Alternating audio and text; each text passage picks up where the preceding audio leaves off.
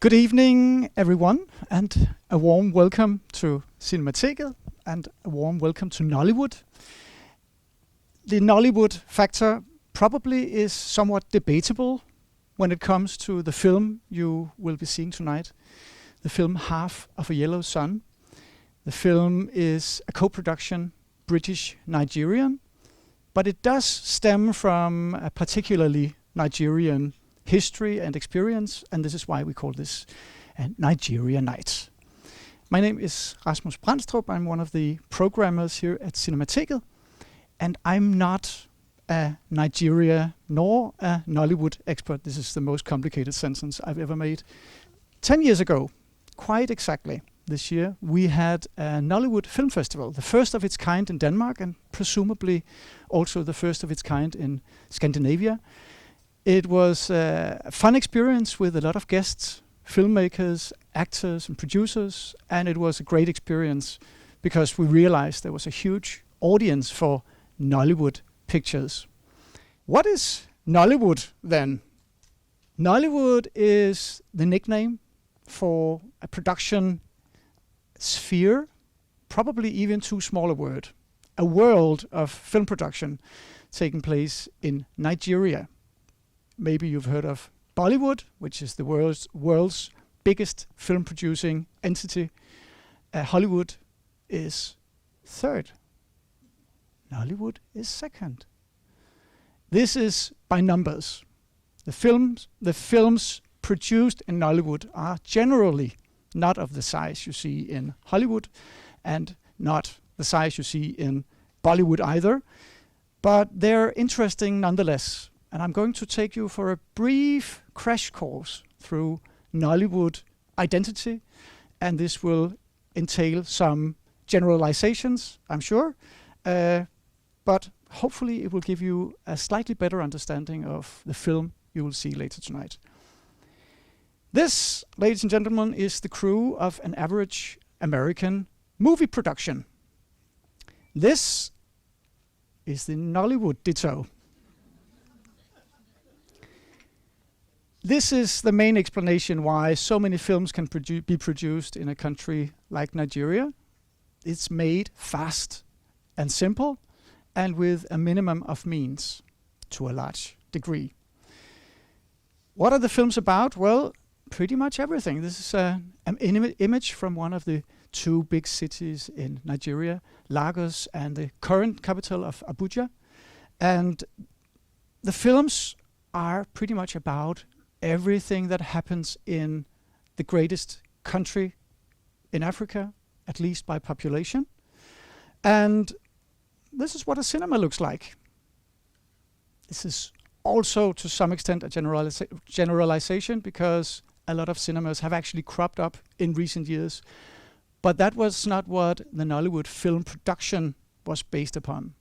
This was the home market. Films made quickly for DVD and previously VHS production and distribution. A lot of films have been made, a lot of films have been copied and sold, and these are some of them. As you can tell, they contain a variety of different films, and this goes for every film producing country in the world. You have dramas, you have genre films such as thrillers, comedies, love films, police films, and this is what Nigeria looks like from above. And there are some particularities about Nigerian filmmaking which stems from a fact that Nigeria is not as homogeneous as you could tell from this image. These are the ethnic groups of Nigeria. These have different cultures, different customs, to some extent different languages, and also different beliefs. The beliefs are interesting because they form the core of some of the subgenres of Nigerian filmmaking. Films that are not found, for instance, in Denmark or in Latin America, as far as I know. These are the religious films about witchcraft, for instance. And you can tell they also have a special effect production unit Nollywood has been a key factor in African culture, particularly West African culture, since the 60s, and it's been growing and sometimes falling. The arrival of satellite dishes did not help a lot, because how could you possibly sell those pirated DVDs? But they have sort of gotten on the rise again recently due to the rise of new movie houses, but also streaming services that can actually show the films that are more expensive in production. You all know what Netflix has meant to the Danish culture of film viewing. You have some of the same in Nigeria. And it's interesting to look at this because it shows that the quality, or definitely the production quality of films, is on the rise. The 10 most selling films from Nigeria are all from the past 4 years. And Netflix, as I mentioned, is a factor too. Beasts of No Nation is a Nigerian co-production.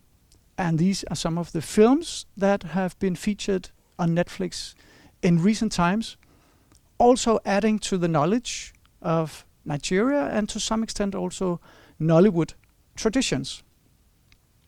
And the film you're about to see tonight is the best I've seen out of Nigeria. As I said, it's a co-production, but depending on what kind of definition you apply, it could be termed a Nollywood production. It's to some extent made in Nigeria, filmed on location.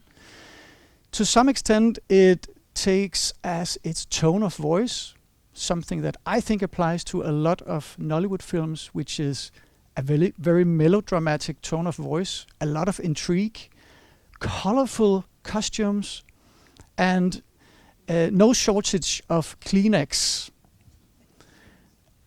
I like the film a lot, but I just want you to know that it doesn't particularly look like your average sobbing film from Europe either. It's a film with some major stars, as you can see here, but presumably the biggest of them all is heading this poster. Chimamanda Ngozi Adichie, and I have a feeling a lot of you know her name already. She's the most prolific author, present-day author, who is living, I think, in the US, but still writing mainly about her Nigerian experience. This brings us to the focus of the film and the book behind it, which also bears the title Half of a Yellow Sun, because it describes the history and particularly some very painful chapters of Nigerian history. This is where I have to give up and ask for expert help to explain some of the key moments in Nigerian history, in particular the Civil War, which raged from 67 to 1970. I have called upon a new friend of the house, I think, Bodil Folke Frederiksen, who is associate professor at Roskilde University, and I would like to invite her on the floor, if you could give her a warm hand. Tak. Good afternoon. I'm very pleased to be here, and of course I'm particularly pleased because the whole thing is about a wonderful film and a wonderful writer, whom I think many of you know and have read. I know that she is very popular in Denmark. She's been here, I know. She was supposed to come here also this year, but it doesn't happen, unfortunately. We all know why, because of Corona. She has visited, and her books have, several of her books have been translated into Danish. And she is much read. She is very popular also as a public intellectual globally. She has made a very famous TED talk, which you may have heard about the dangers of a single story, I think it's called, about the danger of not representing diversity of voices in cultural life, in films, in literature, etc. So she's a very good writer, and now I think there's been made a very good film out of her excellent book, Half a Yellow Sun. Now, my own background, just briefly, is not really Nigeria or history, it's literature. So that's my entry into this session. But have sort of looked up a few facts about the Civil War and Nigerian history, because I think many of you know quite a lot about you, but quite a few of you may also not know the kind of timeline and the sort of key conflict points. So we will just talk a little bit about that. And Rasmus, I think we have some slides. Yeah, Nigeria timeline, and Nigeria is of course used to be various kingdoms and regions with each its forms of production, its governance, etc. But it was colonized by the British, and from 1906 it became divided by the British into two protectorates. Yeah, in 1906 it was Lagos, which was a separate entity, autonomous, and then it was a protectorate of southern Nigeria. Up to the period of 1914, northern Nigeria became also a protectorate, so that the whole of Nigeria became included as two protectorates. In 1946, there was a division into three regions, more or less, north, east, west. And this is where this is very important for the film and the book we are going to talk about. Because in northern Nigeria, you can see it's large. It is not the most, it is also very populous. It is mainly Muslim-oriented, used to be populated by Fulani and Hausa people, who many of them were pastoralists. There are sort of kingdoms and traditional rulers, the Sokota, etc.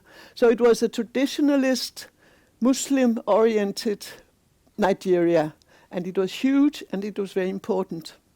Then we have a much smaller eastern region, which was populated by Igbo people, who were very different kettle of fish, who were mainly Christians, who were agriculturalists, who were traders, entrepreneurs, and where education quickly took root, so that the whole region of the Igbo and eastern Nigeria was also became economically very important, and a lot of economic progress.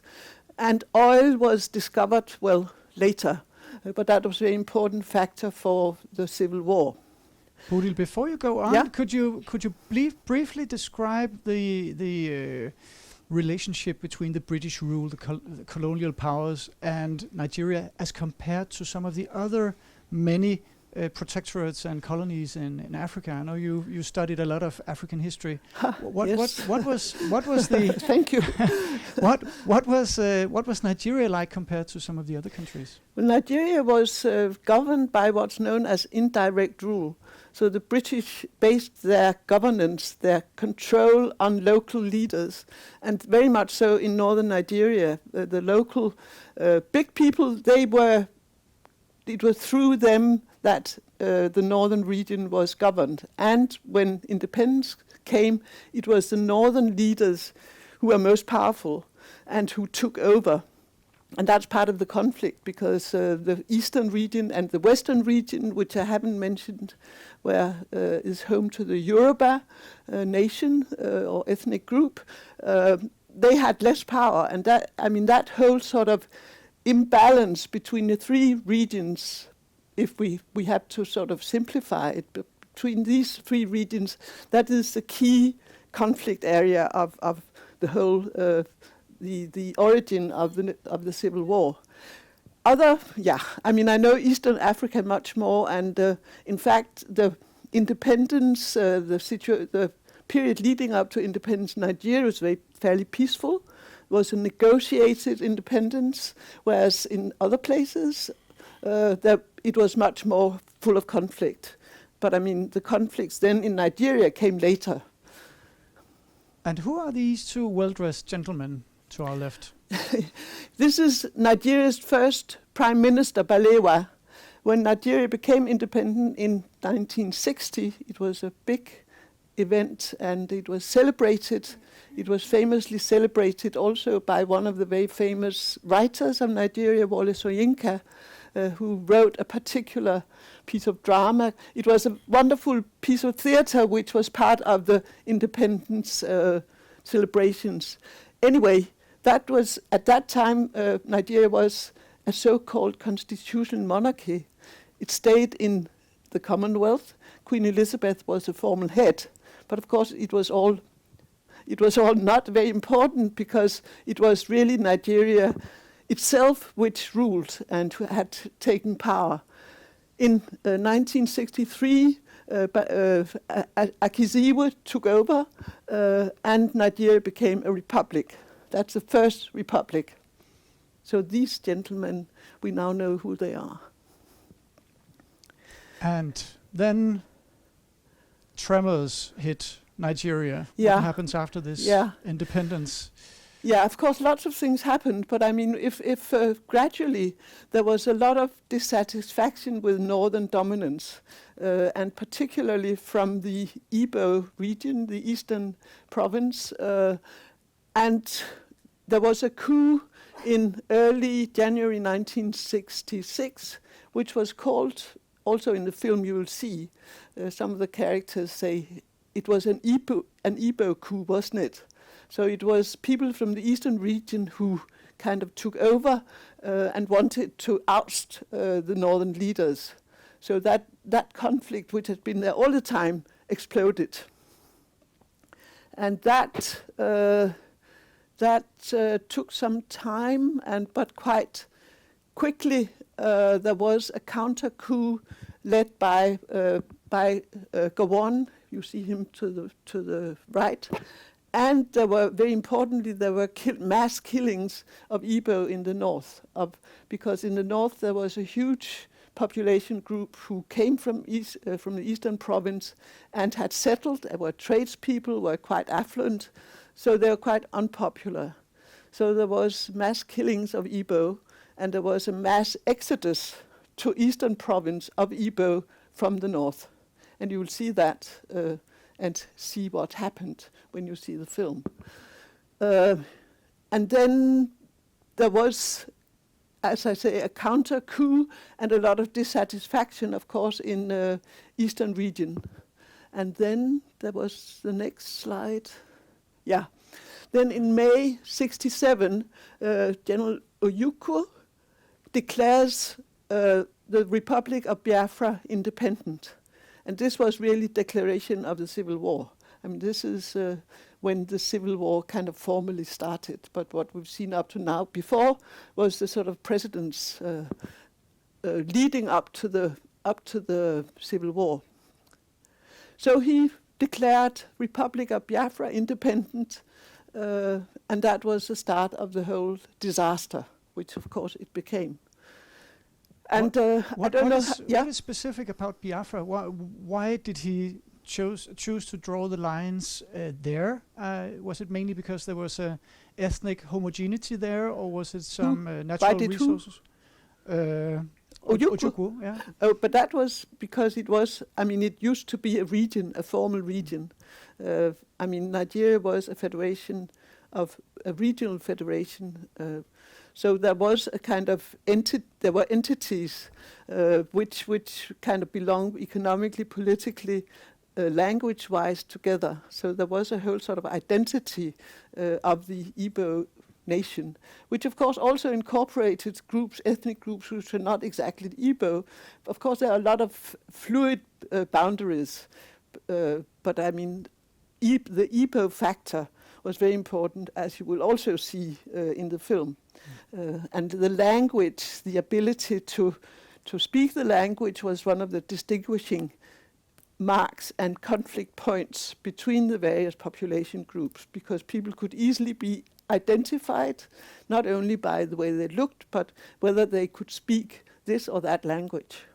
I mean, the whole Civil War, there were sort of regular battles, a lot of slaughter of civilians, and there was very famously a hunger catastrophe because of the blockade which Gowon or the the leader of Nigeria imposed, and which was kind of people. It was broken in a way, but very little effect. So there was regular hunger in Biafra, and probably you know about that because that was famous globally and a total disaster and scandal. So as you can see, the war was not very long. It only took 2-3 years, but it kind of devastated, of course, the region and the population. But, I mean, it ended with, in a way, in a conciliatory manner that Gowon, in his speech when he declared that the war was over, included the whole of Nigeria and said, now we must move forward together, etc. But of course that was difficult, but there was a spirit, I think one may say, of conciliation for a period. Yeah, Ojukwu flees to abroad and disappears from the history. I mean, the Civil War was a disaster and a terrible tragedy, but as you can imagine, it was also immensely productive as a sort of cultural tsunami. I mean, the whole sort of cultural life of Nigeria had already been very active, and there was a very lively, popular literature, which was a lot of readers, a lot of publishers, etc. But in 65 and onwards, there was a flood of literature on the Civil War, which had its origins in the terrible things which happened and the way people coped. And there was a whole generation of writers, Nigerian writers, who became very important and who are still read. You can see at the bottom is a wonderful woman called Flora Nwapa. She was the first woman novelist of Nigeria. She was also a civil servant and wrote excellent novels, short stories from the war. The most famous Nigerian writer is probably Chinua Achebe, whom you probably know, who wrote a wonderful collection of short stories. He also had a radio station, was very active on the Biafra side. Christopher Okigbo is a very, very good poet who sadly actually died in the Civil War. He, on the Biafra side, he wrote this Labyrinth, which is his most famous collection of poems, and he actually appears in the book. You will find there's a group of intellectuals who meet in a particular, in the home of one of the characters, and Okigbo is one of the people who sit there and discuss literature and politics and so on. And so when he's you say the portrayed. book, and when you say the book, you mean Adichie's Half of a Yellow Sun? Yeah, and the film, of course. You will see that. Yeah, Buchi Emecheta is another very good woman novelist who has written a lot of books. But I mean, some of these books are, of course, not very well known here, but they are certainly worthwhile reading if you can get hold of them. What is would you consider the level of influence of these literary works on how the nation of Nigeria looks upon its own past? I think that writers in Nigeria are highly estimated. I would say more than in lots of places, including perhaps Denmark, I don't know. But they have been very important as public intellectuals. And during the war, there was a whole variety of voices, not only written voices. There was a lot of theater, there was a lot of local radio, there was a lot of traveling circuses, and there was a whole sort of awareness and huge interest in cultural stuff. And then I think that they have they have stars. They have Chinua Achebe, who is the founder of African literature. In English, people will say, others will say, come on, lots of African literature before Achebe in other languages. Wole Soyinka won the Nobel Prize. He's also a star, and a lot of the less known writers who are more known in Nigeria. But I think it's as a nation, I think that literature is more important in Nigeria than in lots of other African nations. And also because there's been a very flourishing publishing industry, which has been very profitable. So there's an economic incentive also. And we're going to turn to our star of the evening, Chimamanda Adichie, in a second. But when you read her books, do you sometimes think, this is what she bases her kind of storytelling or manner of looking at history upon? Are any of these authors present when you read Adichie? I think that Flora Nwapa, particularly this pioneer female novelist, I think she's a presence in Adichie's work. I think it's actually very interesting. The book Half a Yellow Sun, not so much the film, but the book Half a Yellow Sun is, in a way, it's written by, or pretends to be written by, a young man who is the houseboy of this family, which is at the center of the action, Ugwu. He's a young man who is illiterate in the start, but then he learns to read and write, and in a way the book's kind of idea is that he's the one who portrays what's going on. So he introduces the book, Ugwu, as an eyed narrator, and he finishes the book. So I think the whole idea of, this story should be told by Nigerians. It should be told not by people from the outside. That kind of thing, I think she incorporates, which of course is controversial. Yeah, these are her main works. The first book, called Purple Hibiscus, is a very powerful novel about a very problematic patriarch who has two children, and the voice of the narrator is a young girl who talks about her experience growing up with this father, very strong, very dominant father, and a weak mother. And then the whole thing is that she gradually liberates herself from the dominance of the father. And it's a very powerful and excellent novel. I think that's her first novel. She may have written small things before, but this is absolutely wonderful. Then I think it's Half a Yellow Sun, which is also about Nigeria only, but then something happens in her next books, because she kind of starts to straddle between the US and Nigeria.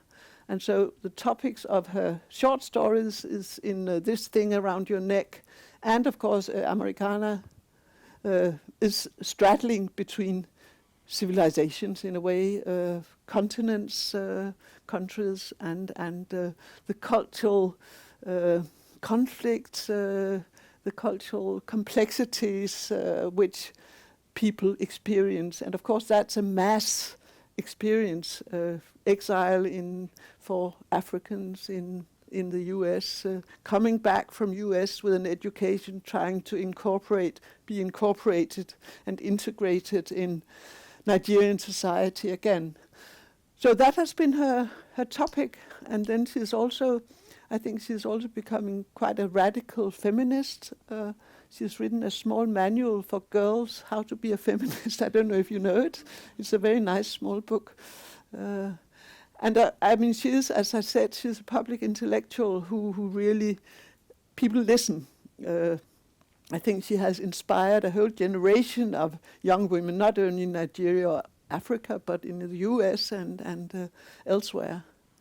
I don't know if I should say more interesting things about the book in comparison to the film. I think it's the right time to do it. There we go. Yeah. I mean, of course, the film, you talked about the sort of the Nollywood features, the melodrama and so on. The book is not, the novel is not so melodramatic. I mean, I would say there is a sort of Nollywood twist to the film. But there are certain features which I think are important in the book, which are also in the film. And you will notice there's a particular conflict between an elderly woman whose son really is the main character of the book, an elderly woman, and the lover, the partner of her son, who's a modern young woman. The elderly woman, who is from a peasant, she's from a village, as her son says, she accuses a young partner of her son before they get married of being a witch. And that sounds a bit, one wonders, and the young woman is really shocked. But then the whole explanation comes in the film about, the son tries to mediate between the old dominant woman and the young, a bit sort of scared, nervous partner. And you get a very good portrayal of, also in the film, I think, of tensions between sort of traditional, modern, rural, urban, the different difficulties, which of course one knows from everywhere, between generations, which have different expectations, different traditions, different ideas about how to conduct one's life. So that's a nice moment in the film and in the book, which is, I think Nollywood has been great in inspiring a kind of very interesting portrayal of that whole thing about witchcraft. One thing that fascinates me about Adichie is the way that she seems to have preceded a lot of the discussions that have just hit us very recently in terms of identity, in terms of ethnicity, the right to speak, and also to some extent the sex factor. Do some groups see her as a key factor in terms of political influence? Do people fear her for that reason, or does she take the part of a spokesperson right now in the Black Lives Matters period in history? What do you see her role as being? I mean, I actually wouldn't know in Nigeria, which I think is actually very interesting, because I haven't been. Well, I have been to Nigeria, but certainly just a little, and not recently at all. So I think it's very interesting to know what's her role. How is she regarded in Nigeria? I think globally, she is a kind of megastar, I would say, because she's influential. And she talks straight. I mean, she talks truth to power, and I think she's respected for that. So I would say she is an absolute influence for the good. I just hope that she will not spend her whole life being that kind of public intellectual, but write some more fantastic books, because they are more complex than some of the other things, which of course she says in a different kind of form in a TED Talk or in interviews. One thing that's very prevalent in the book and also in the film, and which seems very relevant when you talk about her life, is this being torn between the wonders of the West, the opportunities in regard to education and stuff, and also the being bound to your roots, to your country, to your people. Yeah. How do you see her in these kind of? Well, I mean, she's an upper class. She's an upper class biographically. She's educated at Harvard, and I know not what. Comes from a very affluent background. Her parents are highly educated, etc. I mean, she's part of a huge Nigerian African middle class, which is, I would say, it's a global middle class, which have easy access to the kind of things we have access to. And so I don't think that this struggle between tradition, Dada, modernities is a very important factor with this huge, wealthy, productive, well-educated middle class. But of course, there's a whole sort of undercurrent of a lot of poor people, and a lot of, in Nigeria as elsewhere, corruption, crime, poverty, etc. I think that the way her own background and the background of lots of the sort of intellectuals and middle class people, because they are educated and opportunities are there, etc. I don't think that it's a kind of personal dilemma between tradition and modernity, or between being old-fashioned or with it and so on. But other people may disagree. Please give a warm hand to Bodil, Folke, Frederiksen.